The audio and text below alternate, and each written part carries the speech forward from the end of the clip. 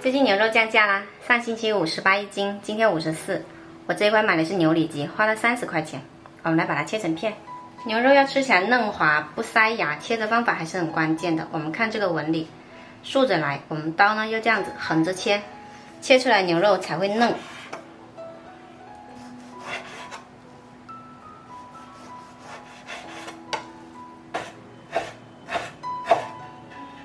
新鲜的牛肉呢，它是特别粘手的。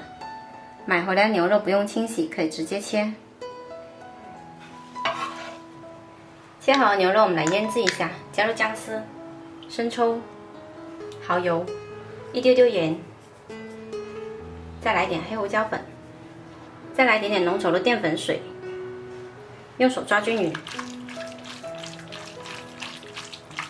牛肉做出来嫩不嫩呢？腌制也是很关键的，我们一定要用手抓，把粉呢吸收到牛肉里面去，这样吃起来才会嫩滑。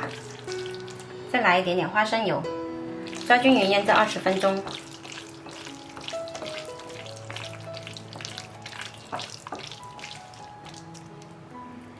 再来准备一些百合，把头尾比较脏的部分切去，然后掰开清洗干净。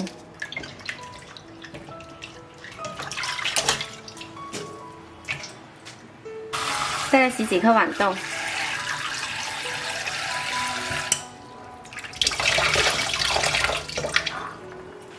接着起锅烧水，把百合放进来焯一下，百合焯到变色就可以捞出来，摆在盘中，用筷子摊平，再把豌豆放进来焯水，焯煮2分钟，捞出来放着备用。腌好的牛肉呢，铺在百合上面。牛肉尽量摊平，这样更容易蒸熟。然后把豌豆撒上来，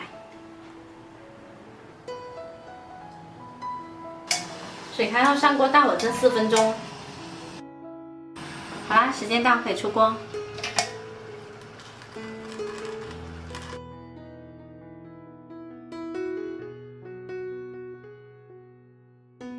这样蒸出来的牛肉呢，吃起来特别嫩滑，营养又美味，喜欢的朋友可以试一下哦。底下的百合吸满了牛肉的酱汁，也特别好吃哦。